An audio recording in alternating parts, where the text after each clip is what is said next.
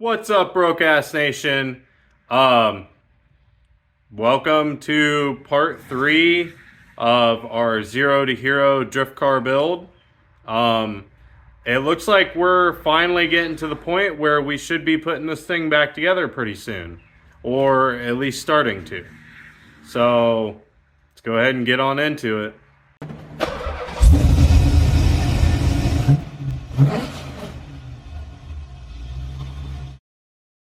Alright guys, so we have officially got this thing about as rust proof as I feel like I can get it. We got all the Pour 15 on it. I did basically both front wheel wells, both back wheel wells, frame rails, a vast majority of the underbody of this car is coated in Pour 15. So yeah, hopefully we don't have any more rust issues. I'm still giving this like another day to make sure it's completely dry, just like I did with the frame. And then I'm going to get in here, I'm going to scuff all this up with some sandpaper and do some underbody coating, the rubberized stuff, just like I did with the subframe. Just give that added layer.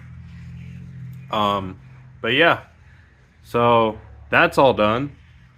But today we are going to be working on this. So yeah, I'm going to get in here and I'm going to weld this up. I think I mentioned it in the last video. I got some plates that are going to go right in here. And I'm basically just going to be welding all this shit up. So yeah, should be fun. Yeah. Cue the time lapse, I guess.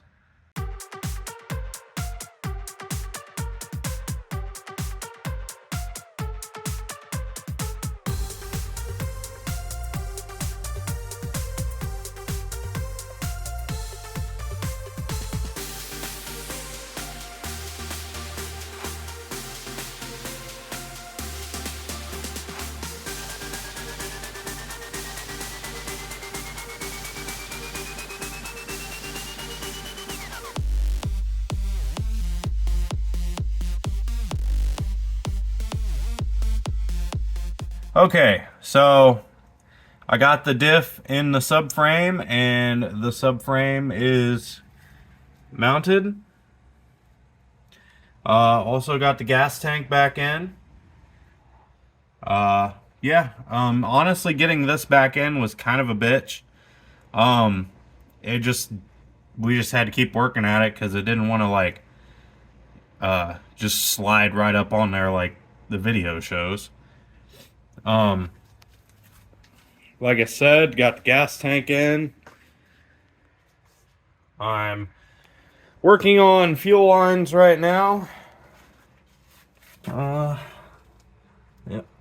there they are. Trying to route them in a not shitty way. Kind of trying to do it like how the factory way went. Yeah, I know, it's not the greatest, but it's there. Yep. So yeah, we're just trucking along. I got to finish up a little bit on the front side over here, the return line. And I got to mate it up with the line off the motor. But after that, I'm not too sure. I do need to look and see how exactly the hydraulic e-brake gets mounted, like where that goes, because I might put that in next or start plumbing it. But yeah, I also have a solid transmission mount that I'm gonna put in. That'll probably be one of the next things too, and then getting a drive shaft back in. So guys, I just realized I never showed you guys what it looked like after I got the rear diff welded. I mean, well, I guess you can't see both sides. But, I mean, it's welded. Both sides turn together. I guess I can kind of explain to you what I did. So, this is basically the inside of the rear end. You know, this would be like your ring gear. This is the carrier that holds the four, I think they're called spider gears. So basically what I did is I took a plate that basically fills this area and kind of goes up into these corners just a little bit. I stuck that in there to lock all those together, and then I basically went through and I just welded it here, welded it there, and then this one's kind of hidden by the ring gear, but I got in there the best I could. Just kind of welded all that shit together, and then I took it a step further and I kind of tried to weld the carrier itself to the gears like that. I mean, yeah, that right there is about what it looked like. It was a big old boogered up mess, but it should hold, shouldn't have any problems, you know. And then obviously I turned it and did the same thing on the other side. But yeah, so yeah, sorry about that. Kind of forgot to film. But yeah, it is posy, and you know, so yeah. But we are working on some other stuff. I got the fuel line completely hooked up now, and I tested it to make sure. Well, I at least tested, you know, by turning the fuel pump on to see if anything leaked. So far, no leaks. I also went through and I've gotten all the brake lines done. Yep. I highly recommend, if you're gonna do brake lines, use this copper brake line stuff, because man, this shit's great. Like, I got all these angles and stuff so good, so easily. It's really easy. I flared them all myself. Yeah. So, like I said, brakes are basically done. I got like one little union I have to put in there, and then those will be done. Well, at least the brake lines, sorry. I'm not sure where I'm gonna go next with this. We might start trying to put the rack in down there. That way, after I get the rack in, start working on putting some of this back together, and we can also put the header in, because I'm kind of waiting. I want to get the rack in and get it all hooked up. That way I've got, you know, like the most room possible down here to work, because once the header's in there, it kind of gets a little jammed up. So yeah, we're just gonna keep plugging along here. One other thing I got done is I got the battery relocated and pretty much hooked up. So there's my positive. As you can see, I did not have any red wire, so we just, you know, marked it with some spray paint. It'll be alright. I know what it is. The only thing up here I still had to do is I have to hook up that ground right there that goes from the intake. It still needs to be hooked to something. I just haven't found like a good spot up here yet, or where exactly I want to put it. But yeah, I ran that big old wire straight on through right there where the AC lines would have came out. Yeah, I found out why the AC didn't really work that great in this car. I mean, it did work, but it didn't work very good because there was a mouse nest in there blocking like that whole little radiator thing that goes in there. And also the wires for the little like temperature probe was all chewed up. So yeah, basically comes out under there, runs along here, and then runs back in there to that little fuse block, which is basically what I've been told is it's kind of like a big stereo fuse. 250 amp. I like to have a fuse really close to the battery. That way, you know, if some weird shit does happen, that fuse will blow and we have just that like 1 foot of line that's live back there, instead of having this entire thing live. The ground, I'm not sure what that bolt used to be. If it was like, I don't think it was a seatbelt bolt, but maybe it was something for holding the seat in. I'm not too sure. But it worked pretty good for a ground. So then here she is. I got the box off of Summit. There's my vent tube. You know, I don't have it hooked up right now because there's no point in having power to the car at this moment. But yeah, I got these. I kind of don't like these like quick release things, but I mean, I had them already, and I guess they're kind of nice, like if I would need to completely unhook everything. But yeah, there she is. Yeah, we're just gonna keep plugging along here. I know I keep saying that, and I know I don't know where I'm going next. I'm sure you guys are probably getting kind of annoyed with that, but I can't really help it. It's kind of just whatever pops into my head and whatever I feel like working on at the time.